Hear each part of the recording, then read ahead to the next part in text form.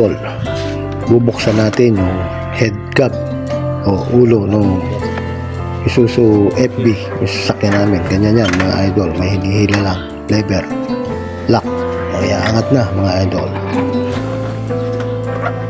Ganyan lang. Tapos make sure yung tukod nakalock, yan tukod yan mga idol, para wag bumagsak. Binuksan natin ito para ma-check natin yung langis at tubig. Yan, ganyan yung control niyan mga idol.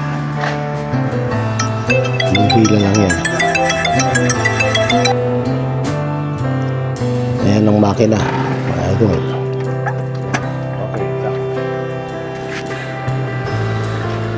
Yan dipstick.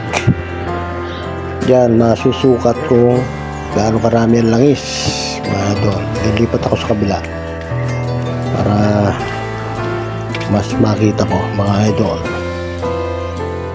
Yan, doon pinapasok yon mga idol. Yan yung dipstick. Diyan sinusukat ang langis mga idol. Ayan o, kulang ng konti. Okay lang yan. Dahil ipa-change oil na natin ito mga idol. Sayang naman kung dadagdagan. Ito naman yung radiator, radiator cap. Walang tubig. Lalagyan natin mga idol. Ayan, may dandahan. Yun, hindi pa. Yan mga idol. Ganyan lang po. Thank you mga idol.